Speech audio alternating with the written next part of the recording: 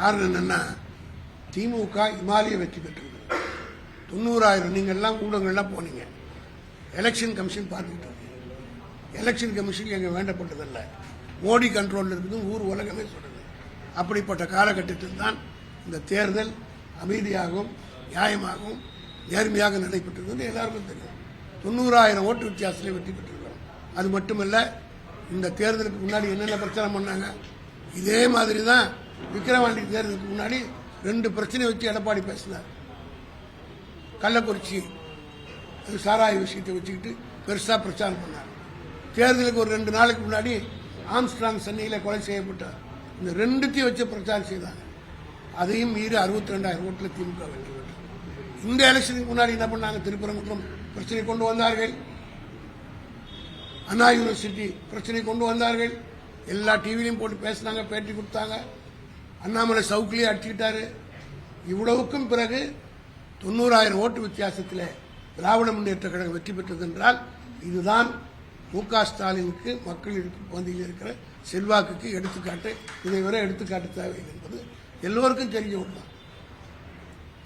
டெல்லி தேர்தலில் ஆம் ஆத்மியுடைய தோல்வி இந்தியா கூட்டணியில ஒற்றுமை இல்லை, யூகோ தவிர்க்கணும், கூட்டணியில் இருக்கக்கூடிய திருமாவளவன் பேசியிருக்காரு, அமைச்சர் பொன்முடி அவர்கள் முன்வைக்கிறாரு. இந்தியா கூட்டணியில் ஒற்றுமை இல்லையா? என்ன ஒன்று மட்டும் சொல்லுகிறேன், எங்கள் தலைவர் தளபதி அவருடைய 70வது பிறந்த நாளில் சென்னையிலே ஒய்எம்சியிலே நடைபெற்ற போது இந்தியாவிலே இருக்கிற எதிர்க்கட்சி தலைவர் எல்லோரையும் மேடையில் உட்கார வைத்துக் கொண்டு அவர் கெஞ்சினார். இந்த அரசு ஒழிய வேண்டும் என்று சொன்னால் அவர்களுக்கு ஆதரவு 35% 37% தான் ஓட்டு இருக்கிறது. எஞ்சி இருக்கிற 63% எதிர்ப்பு ஓட்டுகள் தான் இருக்கிறது. ஆனால் இந்த எதிர்ப்பு பிரிந்திருக்கிற காரணத்தினால் பாஜக ஆட்சிக்கு வருகிறது. எனவே மனம் திறந்து நாம் அனைவரும் பேசி ஒற்றுமையாக இணைந்து மோடி அரசை ஒழிக்க வேண்டும் என்று தலைவர் வேண்டுகோள் வைத்தார். 2024 இந்தியா கூட்டணி அதனுடைய பலனை பெற்றது. என்ன 400 இடம் வரும், 400 இடம் வரும் என்று எல்லோரும் பேசினார்கள். பிஜேபி எல்லா கருத்து கணிப்பும் கூட வந்தது. ஆனால் இந்த இந்தியா கூட்டணியுடைய ஒட்டுமொத்தமான கருத்து இருந்த காரணத்தினால், ஒற்றுமை நிலவிய காரணத்தினால் ஒரு மைனாரிட்டி அரசு தான் இன்னைக்கு இருக்கு. 2 கட்சியினுடைய தயவு எந்த நேரத்தில் பறிபோனாலும் மோடி கீழே வந்துடுவார். கத்தி மேலே தொங்கிக் கொண்டிருக்கிறது. ஒன்று சந்திரபாபு நாயுடு கையிலும் நிதிஷ்குமார் கையிலும். அந்த கத்தியை அவங்க விட்டாங்களா மோடி ஆட்சி காலி. அந்த நிலைக்கு கொண்டு வந்ததற்கு காரணம் தளபதி மு.க. ஸ்டாலின் அவர்கள் முயற்சியால் ஏற்பட்ட இந்தியா கூட்டணியுடைய வெற்றி. நீங்க எடுத்து பார்த்தீங்கன்னா தெரியும், டெல்லியில் 22 இடத்துல ஆம் ஆத்மி வெற்றி பெற்றிருக்கிறது. 16 இடங்களில் காங்கிரஸ் போட்டியிட்டு ஓட்டை பிரிச்சதுனால 16 இடங்கள் போயிருக்கிறது. 16 22 சேர்த்தா 38 ஆட்சி அமைத்திருக்கலாம். இந்த 2 இணைஞ்சா ஆடட் அட்வான்டேஜ் இன்னொரு 10 சீட்டு வந்திருக்கும். ஆகவே எல்லோருடைய கருத்து என்னவென்றால் ஒற்றுமை எதிர்கட்சிகளிடத்தில் இருக்க வேண்டும்.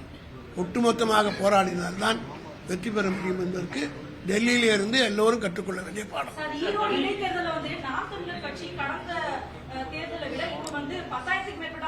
அது நான் நேற்றே டெய்லி அதே சொல்றேன். நேற்று பெரியாருடைய சிலைக்கு முன்னால் அதுக்கு தெளிவான விளக்கம் சொல்லிவிட்டேன். இது வெற்றியே கிடையாது. நாங்கள் வெற்றிக்கிறோம், அது கணக்கு கொடுக்கணும்னா வேற மாதிரி போகும். காரணம் அவர் வாங்கின ஓட்டு வித்தியாசம் பாருங்க. வாங்கின ஓட்டு எவ்வளோ, போன தேர்தலில் எவ்வளோ வாங்கினார், பிஜேபி எவ்வளோ ஓட்டு வாங்கிச்சு, 2 கட்சி பார்த்தா கம்மியாக தான் வாங்கியிருக்காங்க. அந்த கணக்கெல்லாம் நான் நேற்றே சொல்லிட்டேன், மேடையிலையும் பேசிட்டேன், உங்களுக்கு ஊடகங்களும் நேற்று மொத்தம் வந்துச்சு. அதனால அதாவது எங்கள் வெற்றியை பெரியார் மண்ணில் பெரியாருக்கு கிடைத்த வெற்றியாக, பெரியாருடைய கருத்துக்கு கிடைத்த வெற்றியாக எங்கள் தளபதி அறிவித்திருக்கிறார். அதுதான் வேற மத்திய அமைச்சர் பியூஷ் கோயல் சில மாநிலங்கள் மத்திய அரசிடமிருந்து தாங்கள் செலுத்திய வரிக்கு ஏற்ப நிதி கேட்பது அற்ப சிந்தனை அவருக்கு தான் அற்ப சிந்தனை. எங்க கிட்ட இருந்து நீங்க சுரண்டிக்கிட்டு போங்க, நாங்க வாய் மூடிட்டு சும்மா இருப்போமா? எங்க பணத்தில் நாங்க எங்களுக்கு நாங்க கொடுத்திருக்கிறது 6,28,000 கோடி.